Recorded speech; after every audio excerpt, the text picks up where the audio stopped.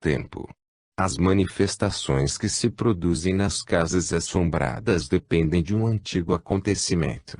Essas manifestações são uma consequência ou mero resíduo. Qual é o gênero de dependência, nesse caso? Trata-se de operação atual ou apenas de percepção atual de acontecimentos já realizados? Podemos, nestes casos, estabelecer uma distinção real entre uma ação contínua e uma percepção contínua de uma ação passada.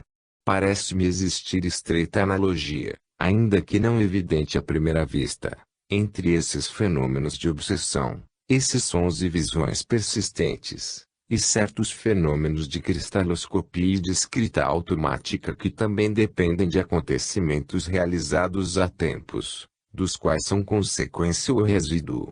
Existem casos em que a relação entre a aparição obsessiva e uma pessoa morta há muito tempo parece verdadeira, e outros em que se torna cada vez menos evidente, até que a gente se encontra apenas na presença de cenas fantasmagóricas, que é impossível atribuir à atividade real de um espírito humano. Uma visão, por exemplo, como a de um animal fantasmagórico atravessando um vale, se foi vista, no mesmo lugar, por diversos espectadores, pode ser considerada como algo além de mera alusão subjetiva. A significação real dessa imagem leva-nos às teorias sobre a permanência ou simultaneidade dos fenômenos que se desenvolvem no seio da alma universal, situada fora do tempo. Estes conceitos pertencem aos mais elevados de nosso espírito. Se pudéssemos nos aproximar mais deles, seriam de natureza a influenciar profundamente a ideia que temos de nosso destino longínquo. Talvez um dia isso aconteça. Por enquanto devemos contentar-nos com um simples golpe de vista sobre o véu impenetrável que até agora permanece ante a nossa visão. Não nos parece necessário, nem prudente, terminar este capítulo sem acrescentar algumas palavras sobre o lado moral e estético do problema. Quem se propõe a trabalhar de acordo com a sua opinião e fazê-la avançar pelo caminho da verdade deve dar-se conta do seu estado real. Mas o que este livro encerra de novo está destinado a agir sob preconceitos de caráter tanto moral quanto intelectual. Seria dar prova de pedantismo não querer mencionar as questões de ordem moral quando se tocam matérias que a maioria dos que pensam consideram antes do ponto de vista moral do que do ponto de vista científico. Quando fatos novos, de uma importância tão considerável, são chamados a penetrar profundamente na consciência de nossa raça, devem ser coerentes e aceitáveis tanto moral como intelectualmente. Discutiremos a maioria das questões relacionadas a este tema no capítulo final. Mas há um ponto que se acha, desde já, acima de qualquer discussão, e sua importância é enorme, merecendo nossa atenção. De todos os fatos aqui citados tiramos uma conclusão que, aplicada às superstições e aos terrores humanos, constitui um poderoso remédio, mais poderoso do que o encontrado por Lucrécio. Nesta imensa série de relatos, por mais complexos e raros que sejam seus detalhes, comprovamos que a natureza da aparição varia de acordo com seu grau de clareza e sua individualidade. Os fantasmas, de aparições incoerentes e ininteligíveis, podem parecer inquietantes e de mau augúrio, mas à medida que aumentam sua claridade, sua inteligência e sua individualidade, tornam-se fonte de amor e alegria. Nunca vi um só caso de combinação póstuma de inteligência e maldade. Ao examinar a escrita automática, perguntar-nos-emos qual a origem das piadas vulgares e das mistificações absurdas que se encontram associadas aos fenômenos desse gênero. Teremos que estudar a questão para saber se trata de uma espécie de sonho do próprio autômato, porquanto essas mistificações de piadas indicam a existência de inteligências desencanadas ao nível do cão e do macaco. Mas, por outro lado, a antiga concepção de espíritos malignos, de poderes maléficos que formam a base do estudo dos satanistas, e da maioria dos terrores sobrenaturais, desaparece insensivelmente do espírito, à medida que estudamos os fatos que se nos apresentam. Nossos relatos nos foram transmitidos por homens e mulheres que representam as diversas variedades da opinião média, e todos esses relatos convergem para um só objetivo, que é o de estabelecer uma diferença marcante entre o ponto de vista científico e o ponto de vista supersticioso, aplicados aos fenômenos espirituais. O terror que constitui a base das teologias primitivas se manifesta entre os povos, sempre que se faz alusão à possibilidade de comunicação com almas descorporificadas. Mas a transformação do terror selvagem em curiosidade científica constitui a essência da civilização. Todos esses fatos tendem incontestavelmente a apressar essa transformação. Nesse mundo do espírito, que se abre diante de nós, creio distinguir, mais do que uma intensificação, uma desintegração do egoísmo, da malquerença e do orgulho. E não é este o resultado natural da evolução moral do mundo. Se o homem egoísta é, segundo a expressão de Marco Antônio, um cancro, uma úlcera do universo, esses impulsos egoístas não devem, num mundo melhor, sofrer uma queda definitiva, se bem que penosa, ao não encontrar qualquer apoio entre as forças permanentes que mantêm o curso das coisas. 8. O automatismo motor. O leitor que me acompanhou até este ponto não pôde deixar de ter percebido que existe um extenso grupo de fenômenos, de enorme importância, dos quais ainda não me ocupei. O automatismo motor, ainda que menos familiar ao grande público do que os fantasmas classificados sob o nome de automatismo sensorial, compreende um conjunto de fenômenos, na realidade mais frequentes e importantes. Deparamo-nos já com mais de um exemplo de automatismo motor, durante o curso desta obra, primeiramente, e sob uma forma muito desenvolvida, no capítulo 2, ao tratarmos da personalidade múltipla. Citamos, naquele, numerosos exemplos de efeitos motores produzidos pelo eu secundário sem a intervenção do eu primitivo, frequentemente incluído, não obstante a sua resistência. Toda ação motriz do eu secundário é uma ação automática, com relação ao eu primitivo. E podemos, por analogia, ampliar o uso desta palavra e qualificar de automáticos não só os atos pós-epiléticos, mas também as manias, sempre que esses atos se realizem à margem da iniciativa da personalidade primitiva que se presume normal.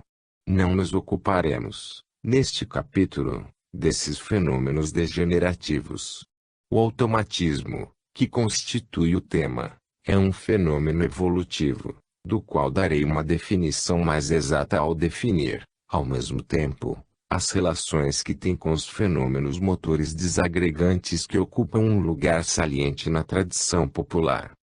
Mas, antes de prosseguir, creio dever formular, de maneira mais clara, uma tese que foi sugerida, mais de uma vez, enquanto nos ocupávamos dos grupos especiais de nossos fenômenos. Pode-se esperar que os fenômenos vitais supranormais se manifestam pelos mesmos caminhos que os dos fenômenos vitais anormais ou mórbidos, quando os mesmos centros e as mesmas sinergias entram em ação.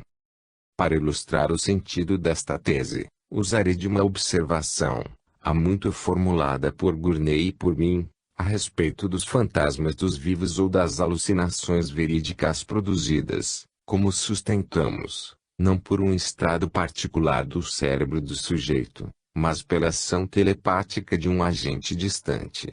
Observamos que, quando uma alucinação ou uma imagem subjetiva deve ser provocada por essa energia distante, provavelmente será provocada com maior facilidade, do mesmo modo que as alucinações mórbidas derivadas de uma lesão cerebral.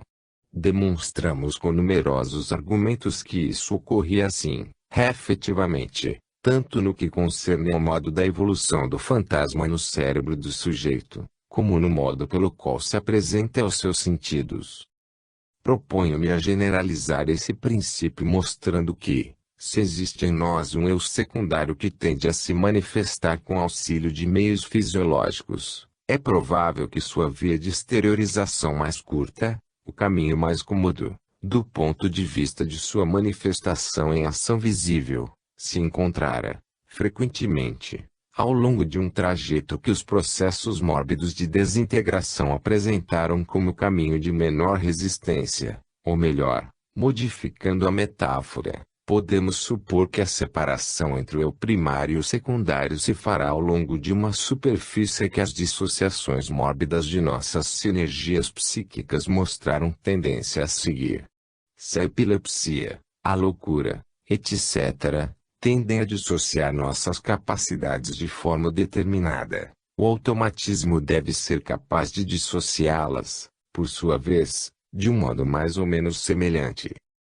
Os selvagens encaram a epilepsia como inspiração. Têm razão quanto ao fato de que a epilepsia é uma destruição temporária da personalidade, em consequência de sua própria instabilidade, enquanto que a inspiração se considera como uma submissão temporária da personalidade, tomada por um poder externo. No primeiro caso, valendo-me de uma metáfora, existe uma combustão espontânea. No segundo, trata-se da ação de um fogo celeste. Falando menos metaforicamente, a explosão e o esgotamento dos centros nervosos devem possuir algo em comum, qualquer que seja a natureza do estímulo que quebrou sua estabilidade.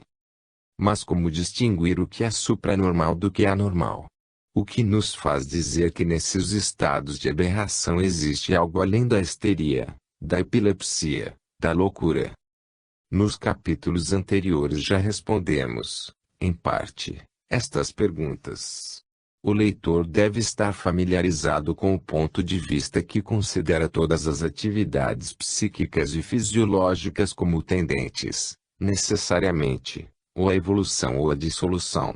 Nesse ponto, afastando qualquer especulação teleológica, proponho que hipoteticamente suponhamos que um nisus evolutivo, algo que possamos nos representar como um esforço dirigido ao desenvolvimento, dirigido à adaptação, à renovação pessoal, possa ser discernido particularmente do lado psíquico das formas superiores da vida. Nossa pergunta é supranormal ou anormal? Recebe, então, a seguinte modificação, evolutivo ou dissolutivo.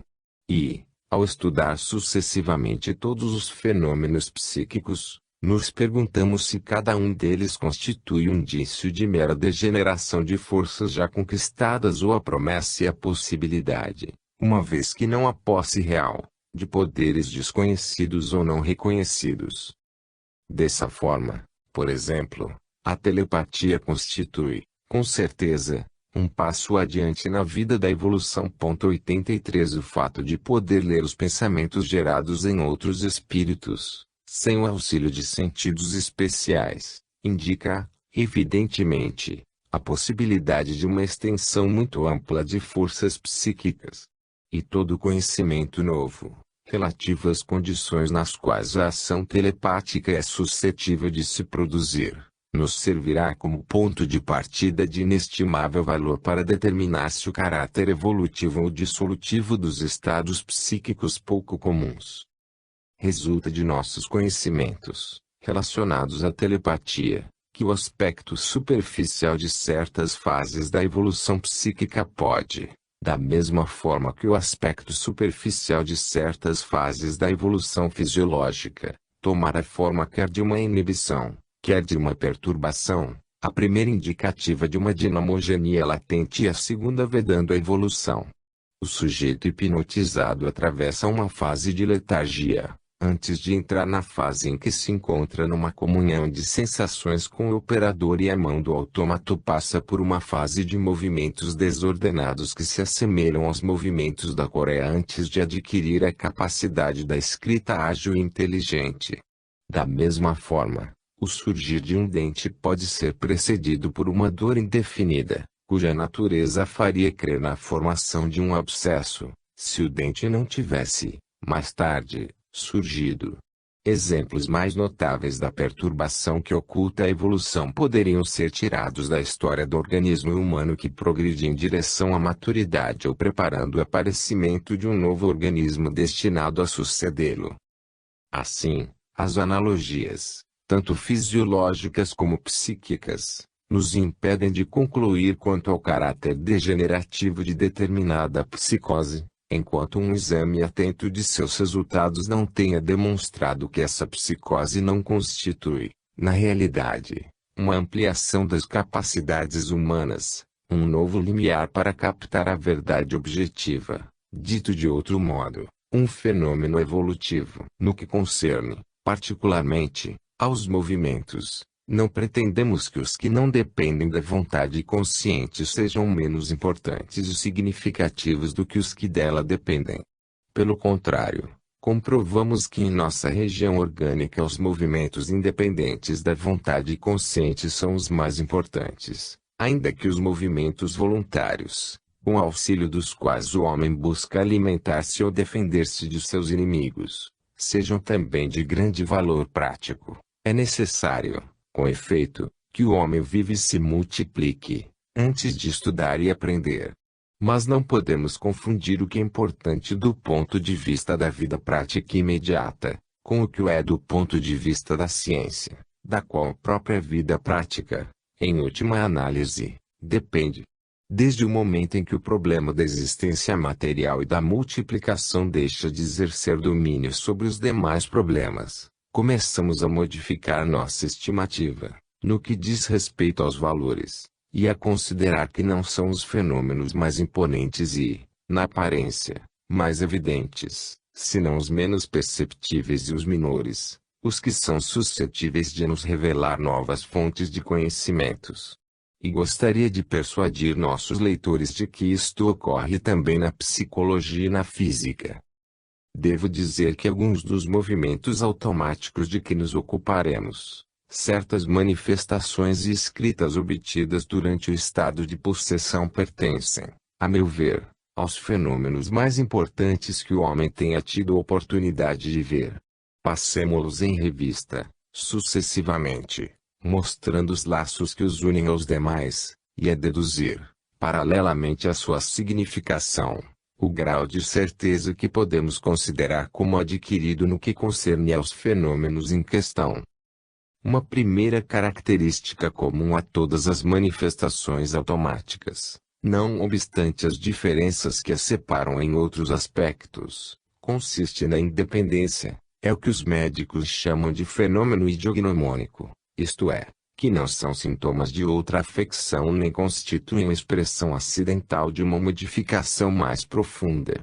O simples fato, por exemplo, de que um homem escreva uma mensagem da qual não é o autor consciente nada prova, em si mesmo, quanto ao estado do que escreve. Este último pode estar perfeitamente sádio e não apresentar, afora o fenômeno da escrita inconsciente, qualquer outro fenômeno anormal passível de observação.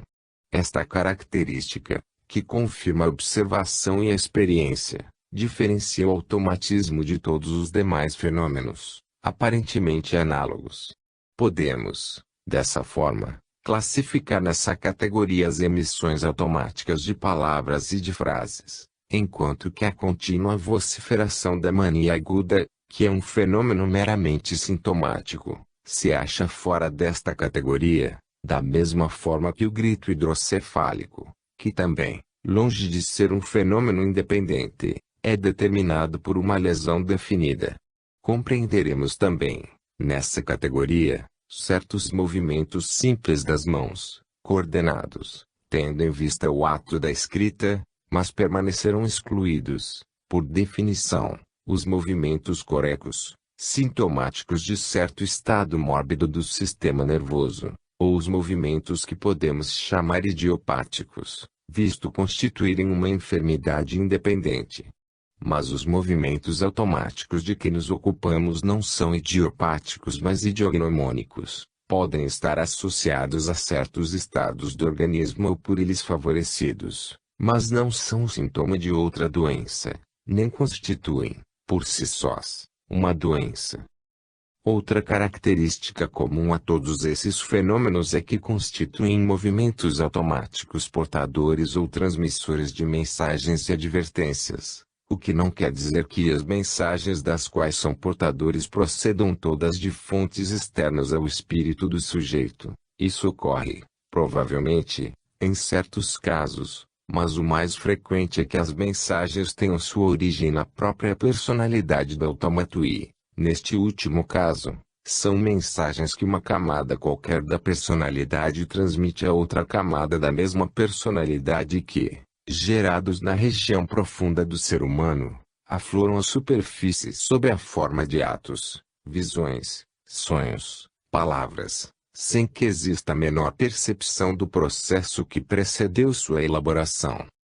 Consideremos, por exemplo, uma dessas experiências de leitura de movimentos musculares, indevidamente chamada a leitura de pensamentos, sem dúvida mais familiares aos nossos leitores, e suponhamos que eu esconda um alfinete que um leitor treinado em movimentos musculares deve descobrir segurando minha mão e concentrando-se em meus movimentos musculares.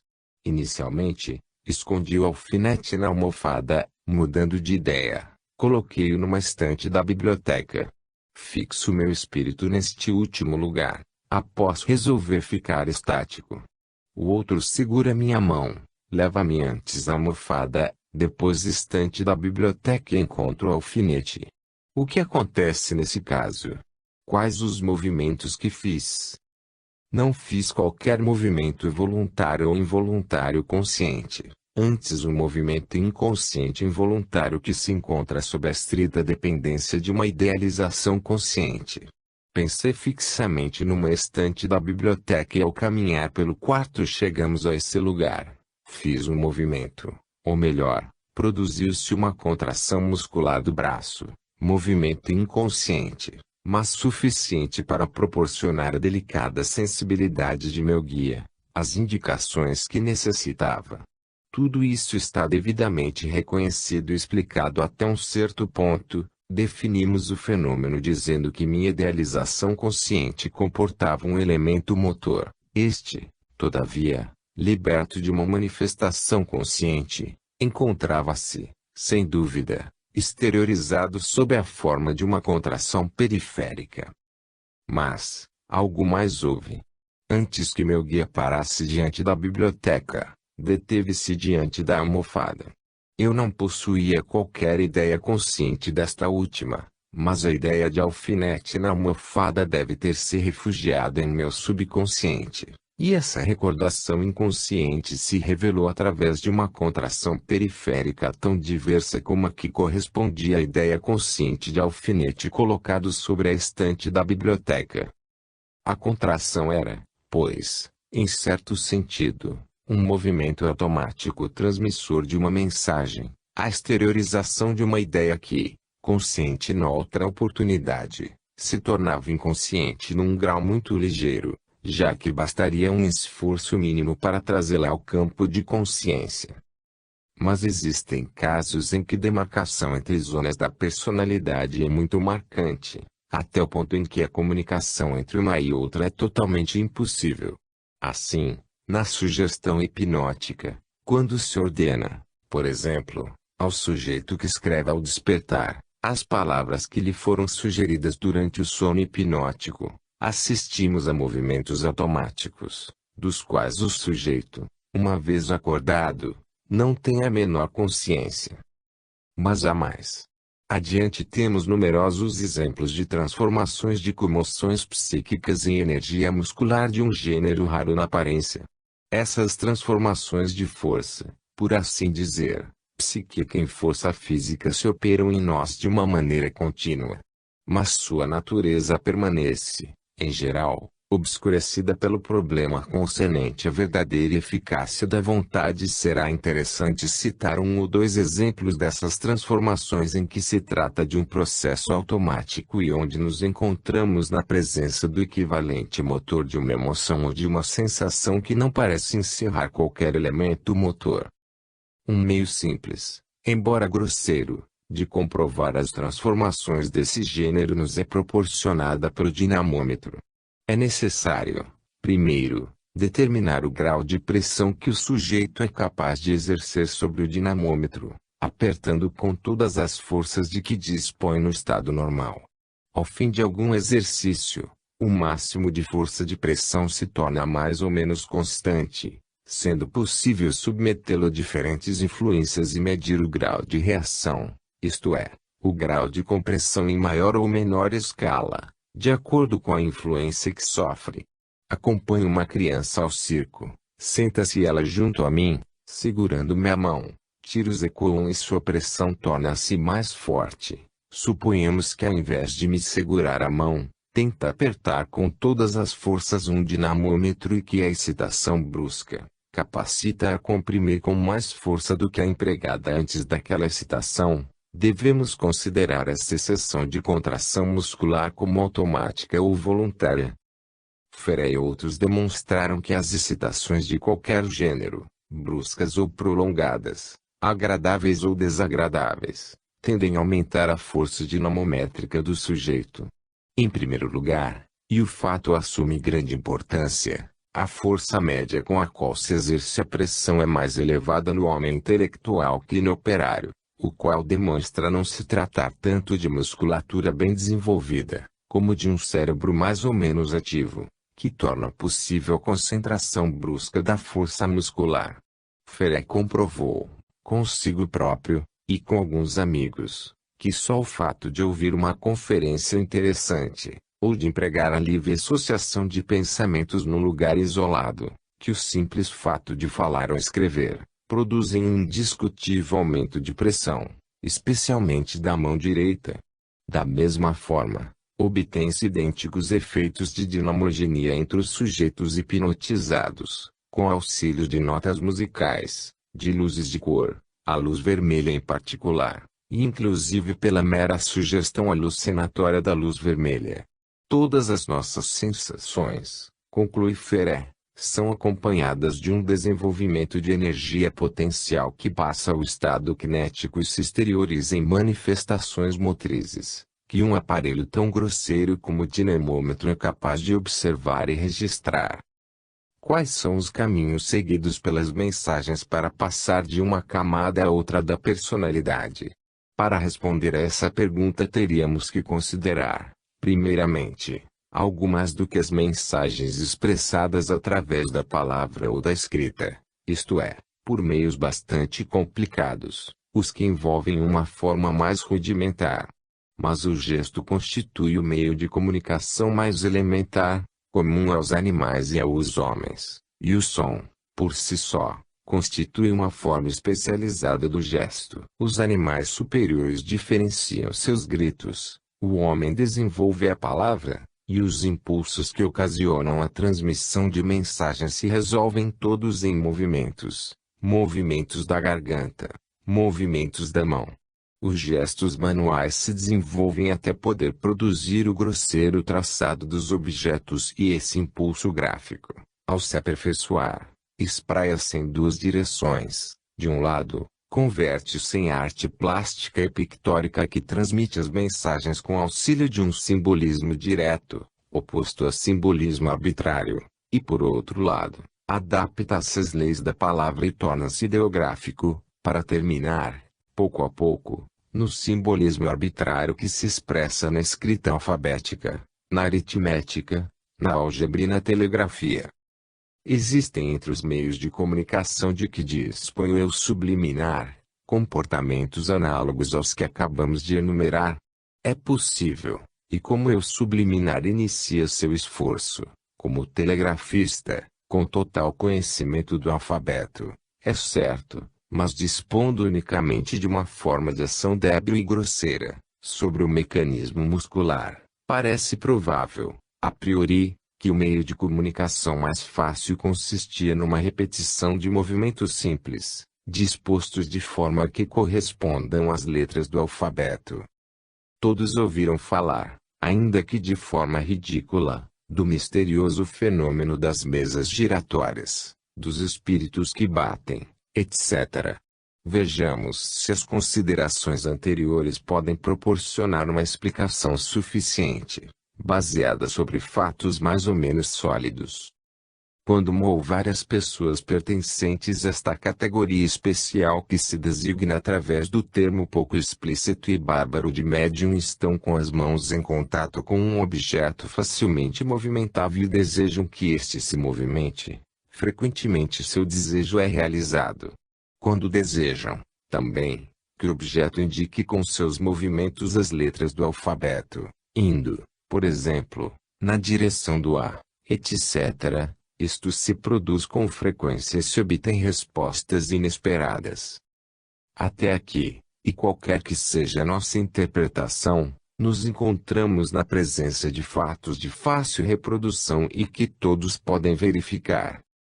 Mas além desses movimentos simples de mesas giratórias e das respostas inteligíveis das mesas falantes, movimentos e respostas que se podem explicar, a rigor, pela pressão inconsciente que exercem as mãos das pessoas sentadas ao redor, e sem ter necessidade de postular a intervenção de alguma força física desconhecida, certas pessoas entendem que outros fenômenos físicos são produzidos, que as mesas se movem particularmente numa direção e com uma força que não basta para explicar qualquer pressão inconsciente, e frequentemente dão respostas que nenhuma ação inconsciente e nenhuma das forças que conhecemos parece capaz de provocar. E os espíritas atribuem os movimentos e as respostas desta última categoria à ação de intelectos desencarnados, mas se uma mesa produz movimentos sem que uma pessoa toque, não existe razão para atribuir esses movimentos à intervenção de meu falecido avô, mais do que a minha, porque se não se vê a maneira pela qual eu mesmo podia tê-la posto em movimento, tampouco se vê o modo pelo qual eu teria feito o meu avô.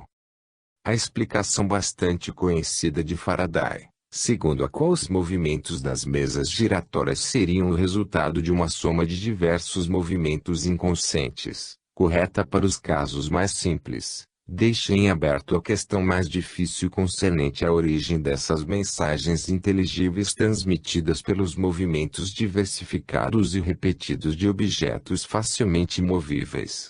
Quando dizemos que os movimentos possuem a forma da palavra desejada e aguardada, só levamos em consideração a minoria dos casos, porque com maior frequência, as respostas que as mesas propiciam são muito caprichosas e nunca relacionadas com o que delas se espera.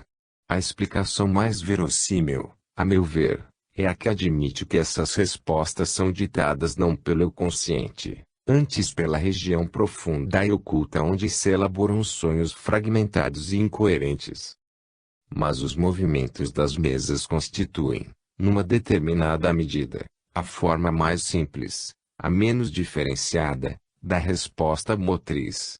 São simplesmente um gênero de gesto, ainda que o gesto implique no conhecimento do alfabeto, e como gesto, o movimento de resposta é suscetível de desenvolver-se em duas direções, o desenho automático e a palavra. Ocupamo-nos já, em parte, do primeiro, no capítulo 3, e no capítulo 9 trataremos, em especial, da palavra automática. Neste ponto, indicaremos brevemente o lugar que ocupa cada uma dessas formas de movimento, relacionada a outras manifestações análogas de automatismo. Alguns leitores viram, sem dúvida, esses desenhos, às vezes em cores, cujos autores afirmam tê-los desenhados sem qualquer plano, sem ter consciência do que sua mão realizava. Essa afirmação podia ser perfeitamente válida e as pessoas que a formulavam totalmente sãs.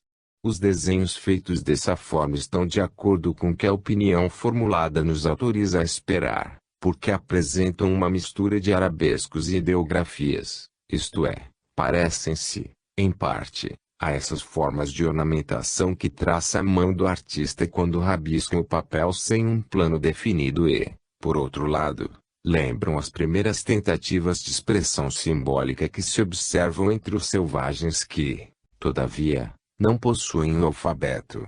Como a escrita do selvagem, apresentam mudanças insensíveis do simbolismo pictórico direto, a uma ideografia abreviada. Antes de abordar o estudo da escrita automática propriamente dita, seria interessante ilustrar com alguns exemplos essa influência que exerce o subliminar sobre o organismo inteiro que consideramos como o principal fator das manifestações automáticas. Os exemplos mais notáveis e conhecidos são os de Sócrates e Joana d'Arc, O demônio do primeiro atuava principalmente no sentido da inibição, enquanto que na segunda, as vozes que dizia ouvir determinavam um impulso a trabalhar de acordo com as ordens que formulavam. Tanto num caso como no outro, tratava-se, em última análise, de manifestações motrizes automáticas, ainda que à primeira vista o elemento sensorial, consistente em alucinações auditivas, parece desempenhar o principal papel. Na maioria dos outros casos desse gênero, o elemento motor e o elemento sensorial se encontram reunidos de um modo deveras íntimo e sua separação é frequentemente muito difícil, se não de todo impossível. Seja lá como for, a inibição, que consiste na separação brusca da ação ou numa incapacidade repentina de agir, constitui a forma mais simples e rudimentar de automatismo motor, constitui o caminho natural pelo qual uma impressão forte, mas obscura, se manifesta ao exterior. Assim, por exemplo, a impressão de alarme sugerida por algum som ou algum cheiro percebido só pelo eu subliminar, o automatismo motor se apresenta então como determinado por uma lembrança subliminar, por um estado de hiperestesia subliminar. Uma ação realizada de maneira vacilante e incerta, por motivo de certas objeções que despertaram em outros tempos e que desapareceram totalmente da memória supraliminar, os empregados de estrada de ferro que, bruscamente, freiam um trem, porque foram avisados por alguma coisa que desconhecem, e que nada mais, talvez, que a percepção subliminar de um som ou de um cheiro, que outro trem se dirige a toda velocidade em sentido contrário e que a catástrofe é inevitável. As pessoas que evitam os obstáculos e os perigos em meio à escuridão, graças, talvez, à percepção subliminar de uma diferença na pressão atmosférica, na resistência do ar, percepção que, em alguns casos, pode atingir um elevado grau de acuidade. Estas são as principais formas de inibição motora, determinada pela lembrança subliminar ou hiperestesia subliminar. Paralelamente a essas formas, existem outras em que é impossível descobrir a menor sensação hiperestésica, e onde o aviso recebido pelo sujeito é de natureza telestésica, como se fosse devido à intervenção de um verdadeiro anjo da guarda. Este é o caso do Dr. Parsons, que, no momento de entrar num dos cômodos de sua casa, sentiu uma sensação de estupor que o deixou estático no lugar, obrigando-o a seguir, a virar-se, nem bem der alguns passos para afastar-se da porta que dava àquele cômodo, quando ouviu um disparo e uma bala que entrou nesse cômodo pela janela que dava para a rua. Soube, mais tarde, que a bala fora disparada por um indivíduo que se acreditava, há muito, ter ressentimentos contra Parsons, mas que este não acreditava ser capaz de semelhante ato. Proceedings of TSPR, 11, Pag. 459. Paralelamente a este caso de inibição motora, de natureza talvez telestésica, temos um grupo de casos caracterizados por impulso motor maciço, completamente independente de um elemento sensorial qualquer. Mencionaremos, sucintamente, entre numerosos, o caso de Thomas Garrison, que, assistindo com sua mulher a um ofício religioso, levanta-se, de repente, durante o sermão, sai do templo e, como que impulsionado irresistivelmente, percorre 18 milhas a pé para ver sua mãe, e ao chegar encontra-a morta. Mas, sua mãe era relativamente jovem, 58 anos, e não só não possuía qualquer indício que permitisse suspeitar sua morte iminente, como também sequer sabia estar doente. Journal of TSPR, 8, Pag. 125. Essa sensibilidade particular do elemento motor de um impulso lembra as especiais suscetibilidades às diversas formas de alucinações ou de sugestões manifestadas por diferentes indivíduos hipnotizados. Podem ser alguns capazes de ver, outros de ouvir, outros ainda de trabalhar de acordo com os conceitos que se lhes sugerir. O Dr. Berillon demonstrou, inclusive, que determinados indivíduos que, à primeira vista, Pareciam totalmente refratários ao hipnotismo, não eram capazes de obedecer inclusive durante a vigília, a uma sugestão motora. Exemplo disso são os casos de um homem robusto, de homens e mulheres débeis e de um homem portador de ataxia locomotora.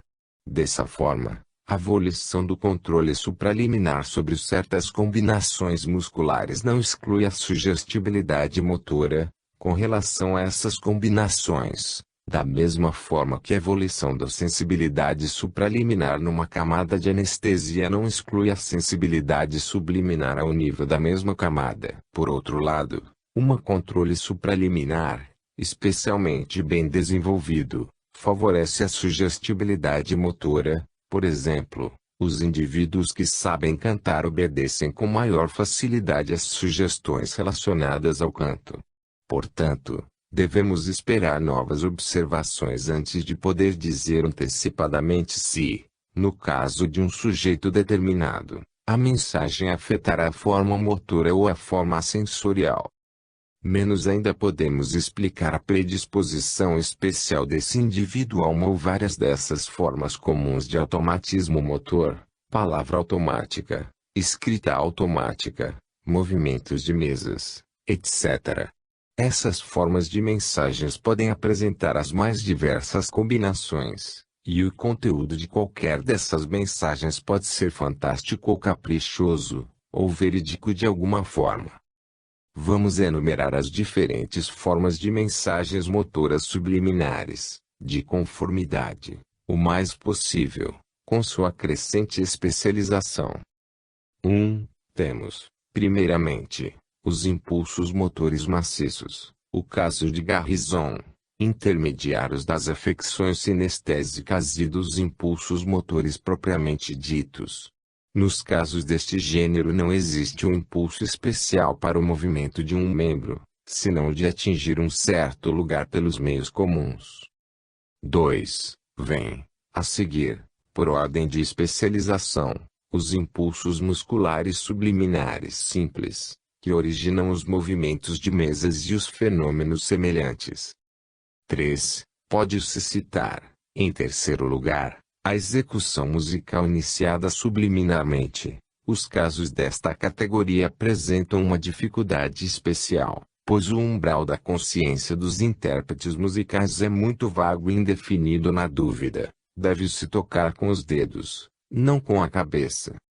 4. O quarto grupo está formado pelos casos de desenho e pintura automáticos. Este curioso grupo de mensagens raras vezes possui um conteúdo telepático e se aproxima mais dos casos de gênio e outras formas não telepáticas de capacidade subliminar. 5. A escrita automática, a qual dedicaremos o restante deste capítulo, constitui o quinto grupo. 6. A palavra automática que não apresenta em si uma forma mais desenvolvida de mensagem motora que a escrita automática, e frequentemente acompanhada de modificações profundas da memória ou da personalidade, que se aproximam à inspiração e à possessão, que significam, apesar da diferença de seu sentido teológico, o mesmo do ponto de vista da psicologia experimental. 7. Posso encerrar esta enumeração com o grupo de fenômenos motores que só mencionarei de passagem, sem almejar explicá-los. Trata-se destes movimentos telecinésicos cuja existência real está, ainda, sujeita a discussões. Comparando essa lista das manifestações automáticas motoras com a das manifestações automáticas sensoriais que apresentei no capítulo 6, encontraremos na base de cada uma delas uma certa tendência geral. Os automatismos sensoriais iniciam por sensações vagas, não especializadas, que a seguir se tornam mais definidas e se especializam segundo a ordem dos sentidos conhecidos, para, finalmente, superar as formas de especialização comuns e abranger num ato de percepção, na aparência não analisável, uma verdade mais ampla do que todas as que nossas formas especializadas de percepção são capazes de nos proporcionar. As mensagens motoras mais elementares apresentam, por sua vez, um caráter dos mais vagos. Igualmente, Nascem das modificações do estado orgânico geral do sujeito ou sinestésico, e os primeiros impulsos telepáticos vagos vacilam aparentemente entre diversas formas de expressão. O seguir atravessa uma fase de especialização definida, para terminar, como na escrita automática, num ato de percepção não analisável, no qual desapareceu todo elemento motor. Abordaremos agora o estudo da escrita automática. Com suas experiências sobre a escrita, obtidas durante as diferentes fases do sono hipnótico, Gurney iniciou esta larga série de investigações que, realizadas independentemente na França pelo Dr. Pierre Janet, adquiriram, a seguir, enorme importância psicológica e médica. O interesse principal consiste no fato indiscutível da possibilidade de criar artificialmente novas personalidades temporais que escrevem coisas totalmente estranhas ao caráter da personalidade primitiva e que esta jamais conhecera. Note-se, além disto, que essas personalidades artificiais prendem-se obstinadamente a seus nomes fictícios e negam-se a reconhecer que só constituem aspectos e porções do sujeito tomado em seu todo. Deve-se recordar este fato quando a pretensão insistente de alguma identidade espiritual, por exemplo, como Napoleão, oferece-se como argumento para atribuir uma série de mensagens a esta fonte especial. O estudo desses automatismos autossugestionados é rico em ensinamentos interessantes e as discussões que encerram meus capítulos anteriores se relacionam com um vasto número de pontos que deveriam ser familiares a todos os que almejam compreender os fenômenos motores mais avançados e difíceis. Para que o estudo desses casos avançados dê resultados concludentes, devemos nos esforçar, sem cessar, em aumentar seus números, enriquecer nossas coleções. Animado pelos escritos de Moses, investiguei durante 25 anos os casos desse gênero e creio encontrar-me, atualmente, de posse de 50 observações pessoais de escrita automática e diagnomônica. Ainda que a maior parte dessas observações não tragam grande interesse e sejam pouco prováveis, porém, me parecem suficientes para reconhecer que os efeitos observados nas pessoas sadias se prestam a conclusões mais adequadas que as inferidas através da observação dos doentes, ou as que tantos autores formulam de orelhada.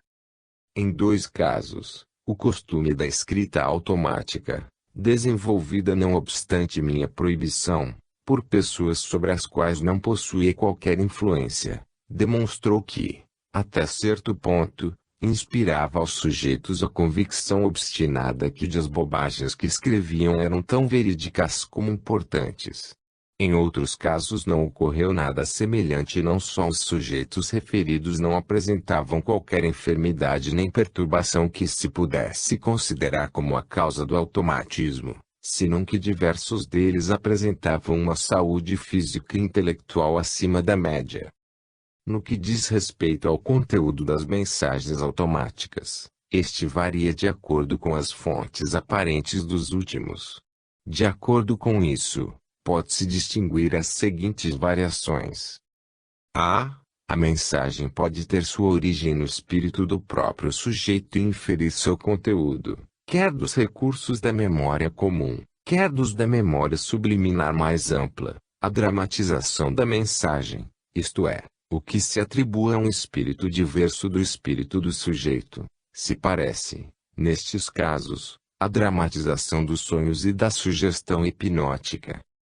B. O conteúdo da mensagem pode ter sua origem no espírito de outra pessoa ainda viva, cuja pessoa pode ser consciente ou não da sugestão que transmite. C. A mensagem pode ser inspirada por uma inteligência desencarnada, de tipo desconhecido, de qualquer forma diversa da do agente invocado. Podem-se classificar sob esta epígrafe as mensagens atribuídas, por um lado, aos maus espíritos e, por outro, aos guias e guardiães de uma bondade e de uma sabedoria sobre-humanas.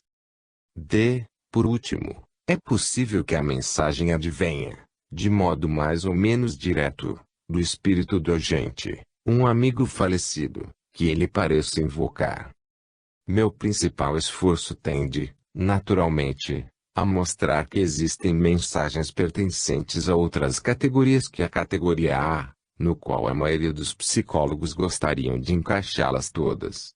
A meu ver, ainda que reservando um certo número de mensagens aos outros grupos, estou deveras convencido de que a maioria deles representam os efeitos do trabalho subliminar do espírito do sujeito, unicamente. Isto não quer dizer que essas mensagens não sejam para nós algo novo ou interessante. Ao contrário, formam uma passagem instrutiva, indispensável da antiga introspecção psicológica aos métodos mais audazes sobre os quais me proponho insistir. A ação subliminar do espírito, que revelam, difere da atividade supraliminar de um modo que é impossível prevenir ou explicar. Dir-se-ia existirem tendências subliminares que se estendem em certas direções obscuras e que são, no respeitante aos rasgos individuais da pessoa que, às vezes, conseguimos entrever, o que as correntes profundas do oceano são no que respeita às ondas e aos ventos que se agitam sobre a superfície. Mencionarei somente outro ponto de capital importância, com relação ao poder do eu subliminar. É particularmente óbvio que as mensagens cujo conteúdo é formado pelos fatos que o autômato conhece ou pretende conhecer só podem ter sua origem no espírito do sujeito.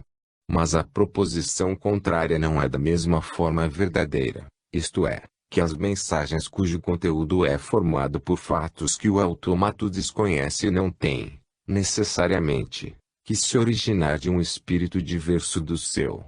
Seu subliminar é capaz de adquirir conhecimentos supranormais, pode atingir esse resultado por outros meios, que não os da impressão telepática, que tenham a sua origem num espírito alheio ao seu. Pode assimilar sua alimentação supranormal por um processo mais direto, digeri-la crua. Se é possível que o sujeito receba os conhecimentos desse gênero graças à influência exercida sobre ele por outros espíritos, encarnados ou não, é também possível que os adquira como consequência de uma percepção clarividente ou de uma absorção ativa de fatos situados além de seu alcance supraliminar. Sucede, com frequência, aos que durante anos continuam investigações pouco familiares ao público, que os pontos de vista que de início não provocaram mais do que ataques de objeções acabam por ser, aos poucos, reconhecidos. Enquanto que o investigador interessado em ideias novas apenas se apercebe da mudança produzida na opinião com respeito às antigas. Os leitores dos primeiros números dos relatórios da Sociedade de Investigações Psíquicas poderão, igualmente, comprovar os progressos da opinião. Em seu livro Des Indes à la planète Mars, Études sur un cas de somnambulisme avec glossolalie, Paris e Genebra, 1900. Flournoy mostra-nos, de forma notável, as mudanças ocorridas na psicologia durante os últimos 20 anos. Esse livro, ainda que sendo um modelo de imparcialidade, de uma outra ponta, encerra, na sua maior parte, uma crítica corrosiva dos fenômenos quase supranormais de que se ocupa. Mas não deixa de demonstrar a quantidade de conceitos tomados desse domínio, que o psicólogo competente considera hoje como estabelecidos e provados, enquanto que há 20 anos a ciência oficial quase não suportaria a menor alusão ao tema. Devo, antes de tudo, mencionar um ponto importante que, de forma decisiva, corrobora uma constatação que fiz há muito tempo e que, então, pareceria fantástica a diversos leitores. Afirmando a continuidade e o potencial da consciência subliminar, contrariamente aos que pretendem existir somente afloramentos acidentais do pensamento subliminar, semelhantes aos sonhos desligados e incoerentes, declarei que muito rapidamente se levaria a noção do eu subliminar até suas últimas consequências, se não se quisesse admitir a possibilidade de uma direção e de uma posse exteriores contínuas.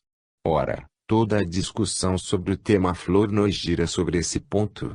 Achamo-nos, indiscutivelmente, na presença de séries contínuas e complexas de sentimentos que se movimentam por sob o umbral da consciência de Ellen Smith, Essa conscientização subliminar se deve, em qualquer grau, à atividade de outros espíritos, além do espírito da senhorita Smith. Esta é a principal questão, mas se novela com outra, secundária, a de saber se as encarnações anteriores da senhorita Smith, se outras fases de sua história espiritual que agora afetam relações complexas com o passado, representam algo nessa multidão de personalidades que parecem lutar, umas com as outras, para expressar-se através do organismo sádio. A senhorita Smith, deve-se dizer já, não foi nunca uma médium a soldo. No instante em que a Flournoy escrevia seu livro, ocupava um posto elevado numa grande casa de comércio de Genebra e dava sessões a seus amigos simplesmente porque o exercício de suas capacidades mediúnicas lhe agradava e se interessava muito na sua aplicação. Seu organismo era, segundo ele e os demais, totalmente sádio. A senhorita Smith, diz Flournoy, declara categoricamente que é sã de corpo e espírito, perfeitamente equilibrado e repele com indignação a ideia de que o papel do médium, tal como ela o desempenha, seja passível de supor uma anomalia perniciosa ou menor perigo. Sou tão pouco anormal, escreve Helene Traço, que nunca fui tão clarividente, tão lúcida, tão capaz de um juízo rápido, sobre um determinado assunto qualquer, como após ter desempenhado o papel de médium. Ninguém parece discutir esta apreciação, que os fatos revelados à medida dos progressos realizados pela senhorita Smith confirmam, com efeito, plenamente. É, com efeito, indiscutível, continua Flournoy, pag. 41, que a senhorita Smith tem uma cabeça extremamente bem organizada e do ponto de vista dos negócios, por exemplo, dirige admiravelmente bem o importante e complicado departamento a cuja testa se encontra, no armazém onde está empregada, de forma que lhe atribuir um estado mórbido, pela simples razão de que é médium, equivale ao menos ao enunciado de uma petição de princípio inadmissível, já que a natureza do que constitui e caracteriza o médium é ainda mais obscura e passível de discussão. É evidente que existe entre os sábios espíritos estreitos e limitados, fortes cada qual na sua especialidade, mas prontos a lançar seu anátema sobre tudo que não esteja de acordo com as suas ideias preconcebidas e a tratar de mórbido, de patológico e de louco tudo que se diferencia do tipo normal da natureza humana, tal como concebida segundo o modelo de sua própria personalidade. Mas, em primeiro lugar, o critério essencial com o qual nos devemos ater para apreciar o valor de um ser humano nos é proporcionado, não pelo seu estado de boa ou má saúde, nem por seu grau de semelhança com outros indivíduos, senão pelo modo pelo qual realiza a sua tarefa especial, por como desempenha as funções que lhe competem e pelo que dele se pode esperar. Não acredito que as capacidades psíquicas da senhorita Smith a tenham jamais impedido de cumprir seus deveres. Antes, ajudaram-na nisso, pois sua atividade normal e consciente encontrou, frequentemente, uma inesperada ajuda em suas inspirações subliminares e em suas manifestações automáticas. Em segundo lugar, está longe de ser demonstrado que o estado do médium seja um fenômeno patológico. É indubitavelmente um fenômeno anormal, no sentido de que é raro, excepcional, mas a raridade não significa morbidez. Os poucos anos durante os quais se estudaram esses fenômenos cientificamente não são suficientes para nos permitir que nos pronunciemos sobre sua natureza. Convém notar que nos países onde os estudos desse gênero foram levados além, Estados Unidos e Inglaterra, a opinião predominante entre os sábios que mais se aprofundaram na matéria não é contrária à mediunidade e que, longe de considerar esta última como um caso especial de histeria, nele veem uma capacidade superior, vantajosa, sadia, da qual a histeria é uma forma de degeneração, paródia patológica, uma caricatura mórbida. Os fenômenos que apresenta esta sensitiva, a qual Flournoy dá o pseudônimo de Helene Smith, parecem, à primeira vista, variados e múltiplos, Mas essa variedade se vê em seguida ser mais aparente que real e é fácil comprovar que se podem explicar através da autossugestão. Comprovamos, primeiramente, o aparecimento de toda classe de elementos subliminares na vida supraliminar. Como diz Flournoy, pág. 45,